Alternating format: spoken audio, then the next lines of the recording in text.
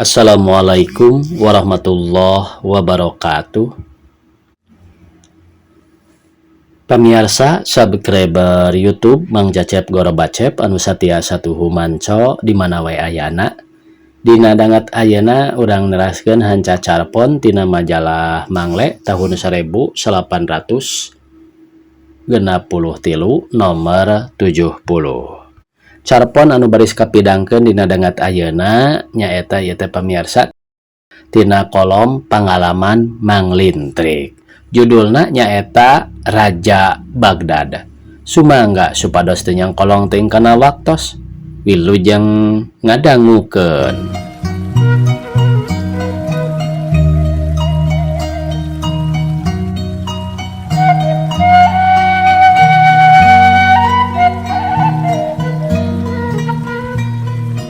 Sakapeung mah diri pribadi teh bodor nu lucu pikeun diri sorangan. Kitu eusi palsapah Mang Lintrik. Ari ceuk basa sapopoe mah meureun. Sakapeung urang sok hayang seuri ku pola sorangan. Bener Lin? Saperti nu rek dicaritakeun ayeuna ku Mang Lintrik, kieu geura. Samemehna biasa bae rek menta tanjakan heula ka dulur-dulur. Omat. Pacuan, ulah geruh, ulah diucah Aceh.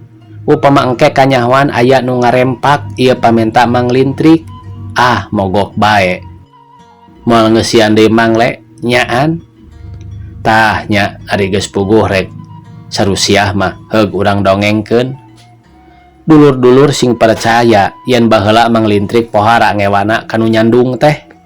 Cacak upama aya gerakan pemberantasan atawa anti nyandung mah meureun asup rek ngebobotohan, rek jadi kokojo anu kajojo.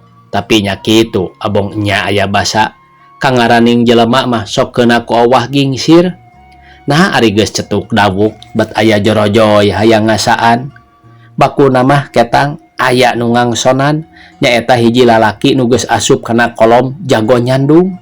Majarkeun teh lalaki nu hirupna teu ngajaran nyandung sarua jeung ka Mekah teu ka Madinah. Eta omongan pohara nyempilna dina ceuli Mang Lintrik. Lila di pikiran bener henteuna sarta akhirna bet boga kayakinan yen eta omongan teh bener teuing atuh. Tagasna Mang Lintrik teh boga niat rek nyandung weh. Sanggeus aya niat kitu, tuluy neangan nu daekeun dicandung. Da tanpa nu puruneun mah masing sakumahana gede niatna oge moal kalaksanakeun. Nu matak ulah nyalah-nyalahkeun teuing ka lalaki nu nyandung atuh. Da awewe nu daekeun dicandung oge. Ceuk timbangan Mang Lintrik mah teu kurang salahna. Mun nyandung asup kana kalakuan nu salah kitu sotenan. Kacaritakeun tina habeneangan ayeuna mah manggih oge hiji awewe mun dibandingkeun jeung Mang Lintrik mah syariatna jauh tanah ka langit. Boh dina rupana, boh dina umurna ngan henteu ari parawan keneh mah. Kitulah randa sakali boga anak hiji. Sugan mah asup kana basa anu geulis keur lumuis kebeneran dalengohan. Eta kabungah Mang Lintrik harita naon atuh hese neangan babandinganana asa manggih suung kitu. Cindakna mah bungah pisan weh. Sarta ku kabungah nu sakitu gedena bet sumangat teh jadi ngora deui nepi ka buuk nu geus bodas kawas ketu haji hayang mulang deui kana kaayaan 30 tahun ka tukang. Hayang jadi luis deui, hideung deui. Maklum hayang imbangan kangoraan pi pamajikaneun anu kadua. Pisa mingguan deui kana prung kawin Mang Lintrik geus sasadiaan pakean kawin sapuratina. Kawas nu bujangan bae make hayang dibendo deui sagala. Bendo sida mukti nyetel jeung sampingna bedahan hideung, dasi kupu-kupu diselop centik anggoan para dalam zaman baheula.